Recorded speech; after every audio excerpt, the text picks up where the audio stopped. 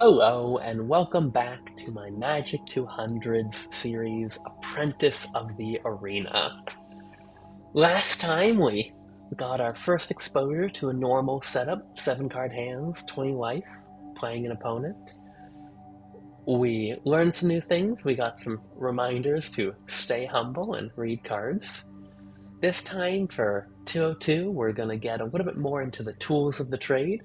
We're going to finish up this white color challenge, and we are going to get some rewards, card styles, and wild cards to build out our deck with.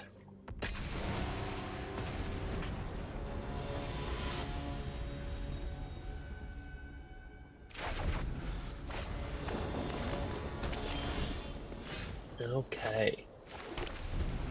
Here is a new keyword. Fencing Ace is a 2-mana 1/1, so slightly below rate. The rate you can think of is 1 mana for a 1/1, 2 mana for a 2/2, 3 mana for a 3/3, etc. So this is 2 mana for a 1/1, it's below rate, but it has this keyword ability Double Strike. It deals both first strike and regular combat damage. So you can think of this in terms of the damage it'll deal to an opponent or a creature as a 2/1, but that Double Strike means if it attacks something that only has 1 health, it'll kill it before it deals any damage to us. Their creature, Vigilance and Reach 1/6. Vigilance means it can attack and block. It doesn't tap when it attacks. Reach means even though it doesn't have flying, it can block flying. Many spiders have reach. It's very flavorful. Now I'm going to attack into their creature. Usually this would be a bad idea. My creature would die. It would deal 1 first strike damage. This would be, a 1/6 and have 1 damage marked on it. Then they would both deal regular strike damage. My 1/1 would die. This would be a 1/6 with 2 damage marked on it, but it needs 6 damage marked on it to lose. But I have the instance that I am very familiar with now that say target blocking or blocked creature gets +2/+2 until end of turn. And if this is a 3/3 when it's blocked, well then it'll deal 3 damage twice, it'll deal 6 damage and kill their Recluse, and their Recluse, their 1 damage won't kill a 3/3. So let's go to combat. I assume they're going to block. I'm going to cast my spell. It becomes a 3/3. It deals first strike damage. This is still a 1/6. You can see still 1/6. It's saying 1/3 because it has 3 damage marked on it. It's taken 3 damage, but it's still a 1/6. And then deal that was my first strike, deal my normal strike damage. Again, there's still a 3/3. It just has 2 damage. This is still a 1/1, but until end of turn, it's a 3/3 because of my spell, and it has 1 damage marked on it. When the turn ends, the damage will go away at the same time that the buff goes away. So at no point is it a 1/1 with 1 damage marked on it. It goes from being a 3/3 with 1 damage marked on it to just being a normal 1/1.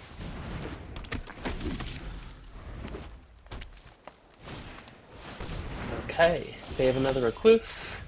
I have another trick. I'm going to do the same exact thing.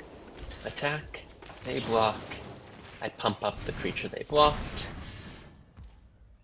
It's pausing because I could cast another spell, and you're seeing here the phases. These are all phases where my opponent or I could cast an instant. On the declare attackers, what I say I'm going to attack with, when blockers, when they say what they're going to block with, and when damage is dealt. Because I have creatures with first strike, there's a phase for first strike damage, which is now. Then I can cast a spell again, then there's normal damage, which is now. And then because I can't do anything after my turn, it skips all the way through. Okay, this was going to be a problem. This is a big creature. It costs 5 green mana. So it's really hard to cast unless your deck just has green mana. Because if your deck is red and green, you might need 10 lands out to have 5 of them be green. But if your deck is just green, for 5 mana you get a 10/10. That is super above rate. That's great. That can kill me in 2 turns if I have nothing to block with, or if I have no removal. So this passivism is an aura that says an enchanted creature can't attack or block. So it doesn't matter how big their creature is, it can be a 10/10, but it can't attack or block. So it's just going to sit on the battlefield and watch Pacified. Now this creature has a new keyword for us, Hexproof. You can see a player or permanent with Hexproof can't be the target of spells or abilities your opponents control. Even though I have the second passivism, I can't target the Ward Scale Crocodile. It has Hexproof, can't be targeted by spells or abilities their opponent, me, control. I could target one of my own fencing aces, but I don't want to. This says the creature can't attack or block. I want to attack or block with these. I could target their Gigantosaurus, but I also don't want to. It's already pacified. You don't get a bonus from having 2 on them. Instead, I'm actually going to do the same exact thing I did with their Recluses. I'm going to attack with my double striking 1/1s. The one they block, I'm going to turn into a 3/3. It'll deal first strike damage and kill their creature before their creature can deal damage back to me during the normal damage time. Okay, another Gigantosaurus, another passivism.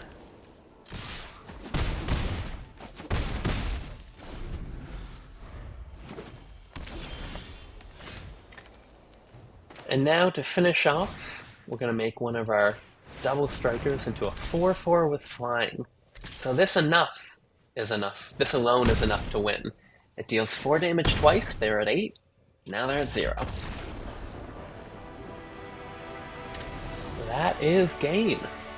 What did we learn? We got exposed to some new keywords, right? Over the course of these 4 games now, we've seen First Strike, Double Strike, we've seen Hexproof and Lifelink, Vigilance, Reach. Let's play our last game.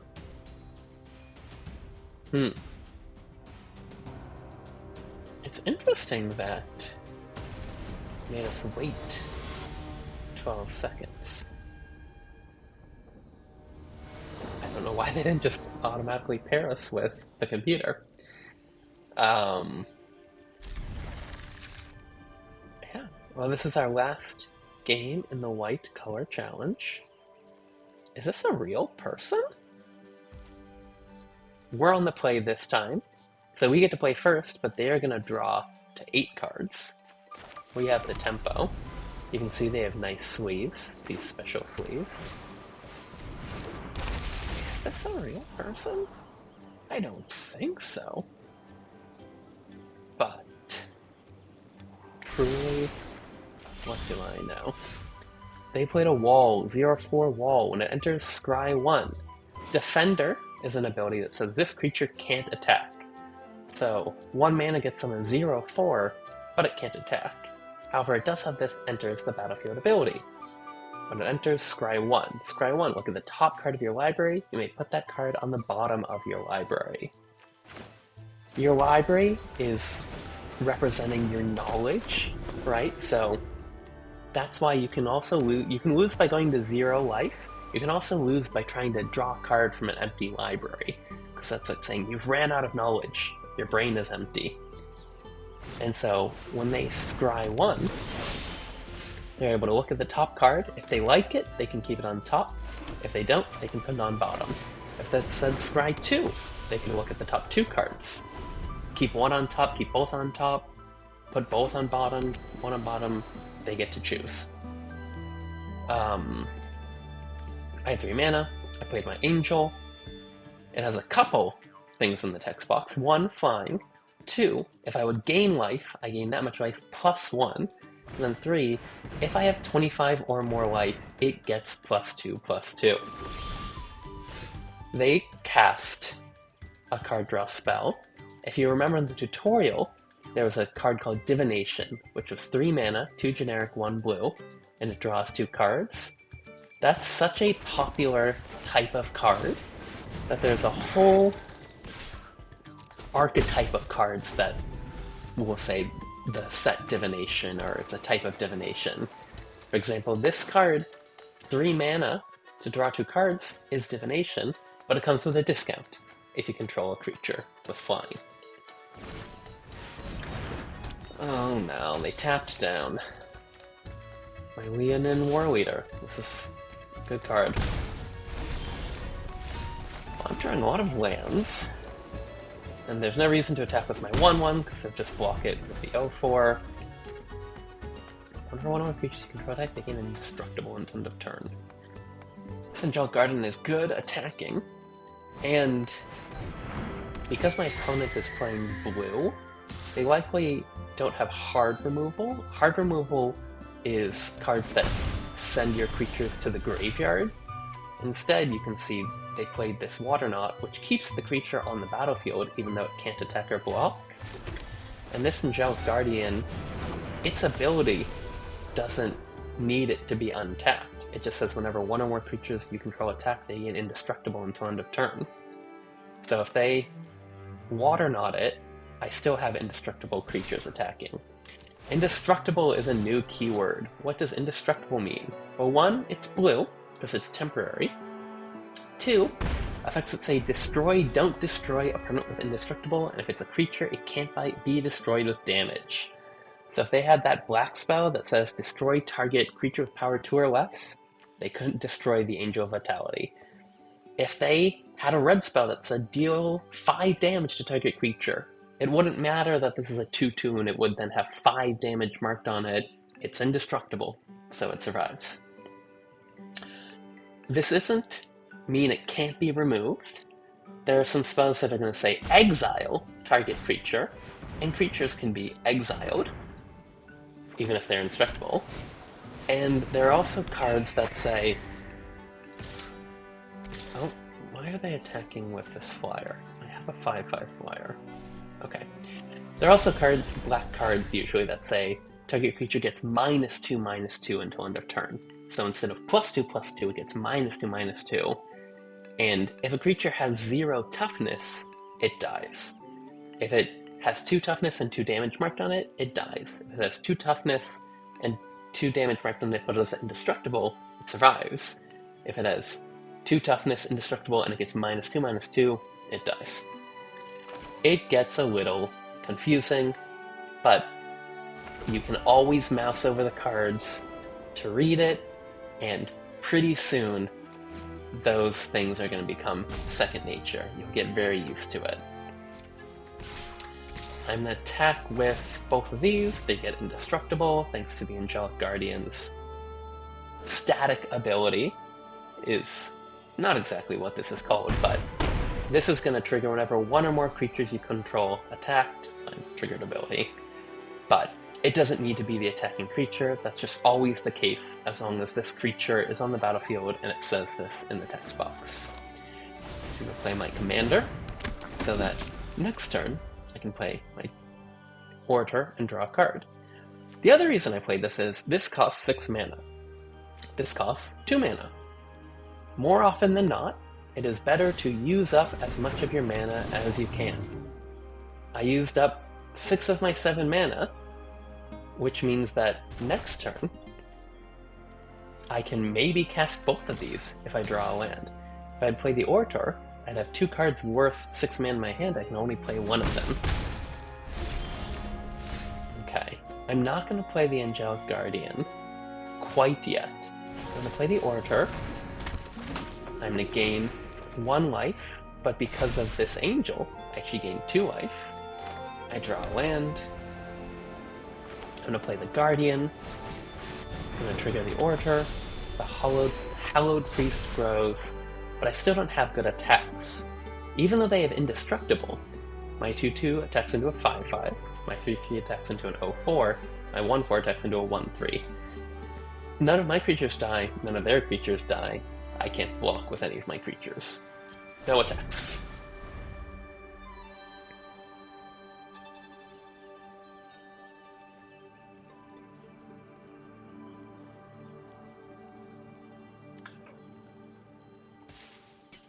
Sometimes you can have fun with these backgrounds. Sometimes if you click a specific place, like an animal will come out. Maybe not on this one. Sad. So like I said, Water Knot, they tap the creature, it doesn't untap during my untap step, I can't attack with it, but it's still on the battlefield, so my creatures will still get indestructible when they attack. Because of that, I'm going to keep the Angel of Vitality alive. I could trade it for one of their 2/2 flyers, but I'm trying to kill them. I don't want to trade off my creatures because I'm trying to kill them. And this says whenever I gain life, I gain that much life plus 1. I know just next turn I'm going to play this 2/2. That's going to trigger the commander. I gain a life, that makes it 2. I'm going to trigger the orator. I gain a life, that makes it 2. So, I value keeping the Angel Vitality around for now.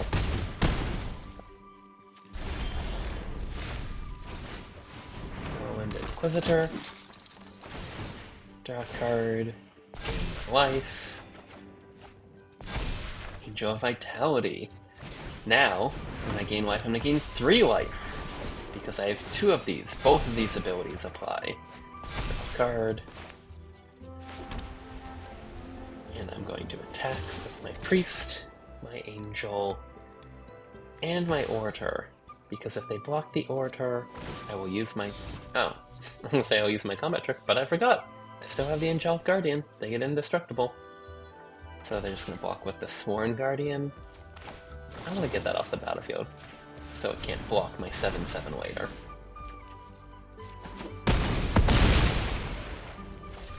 Okay, I was at, I want to say 8 life, right? I didn't block, but in one turn I went all the way back up to 19. I definitely think it was the right move to keep the Angel of Vitality around.